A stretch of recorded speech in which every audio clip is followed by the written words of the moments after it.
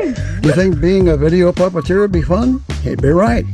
You also think it would have nothing to do with how long you can keep your arm held up in the air, or how long you can work pressed against somebody else's armpit? I want to think again. I speak from experience.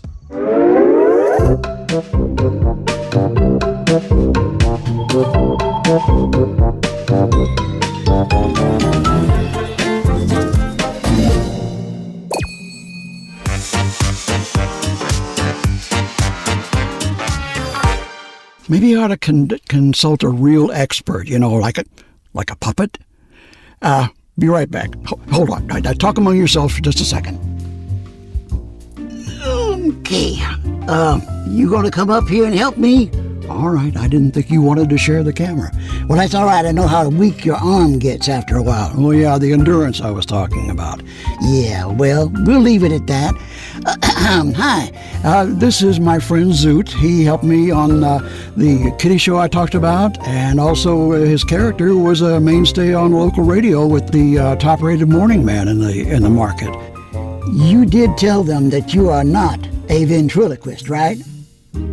I think they probably figured that out. Okay, I just didn't want to embarrass you in front of everybody. That's okay. I'm used to being embarrassed.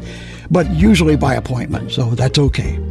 All right, so you want to explain about this left hand or right hand puppeting thing? Well, yeah. I mean, looky here. We got. I'm a rod puppet, a hand puppet with the rods on the hands, and we do some things like that. You can do things having him gathered in one hand, or drop one hand and just do the one. But there are other times when it is more handy to have. Handy, that's good. He can even do the bad jokes with ad libs. That's a sign he's past treatment. Okay, yeah, you're right, but it can be beneficial to a particular bit that the puppet needs to perform. So in that case, you would have somebody else handling, literally, the other hand.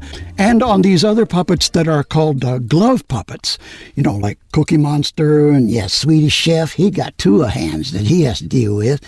The main puppeteer would handle whatever's powering the main part of the puppet. And then another puppeteer would have to be in real close and their own hand up into the glove of the puppet figure.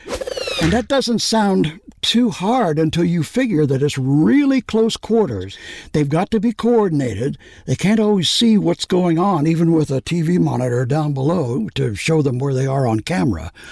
And the coordination is vital. You wouldn't think so necessarily, but think of it if you had Oscar the Grouch doing something really calm and spelling it out for Wormy or one of his friends. Yeah. With his main hand, and then you got his other hand going all over the place like this.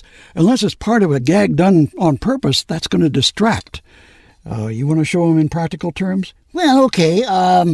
Say I got something I need to talk to you about. Something near and dear to my heart. Whatever I got down there. Anyway, I'm doing things with this. I'm smoothing my mustache. Yeah. Adjusting my shades, and I'm playing it cool, But if the guy doing the other hand is going like this, or maybe I'm supposed to be coordinating with the other hand, and it ain't happening, he's not paying attention to what's going on.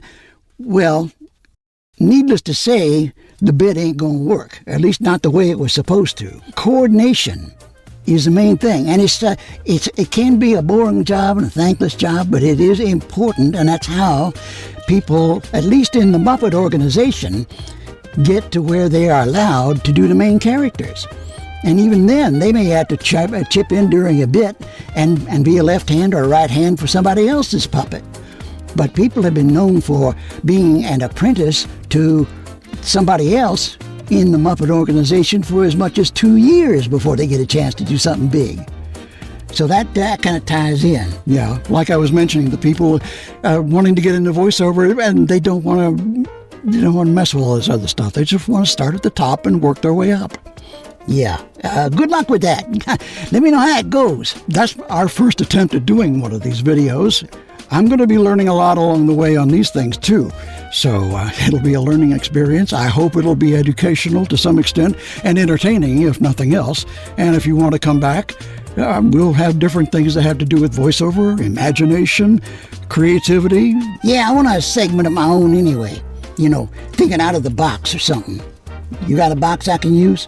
I think we can come up with something. If you liked what you saw, or even sort of liked what you saw, do the subscribe thingy down here like you're supposed to. You can enter comments. I'll try to look at them. We don't get into arguments though, right? Right, ain't got the time. Yeah, you don't have to say anything nice. Just, be cool, man. All right. Well, be cool where possible, and be creative wherever possible.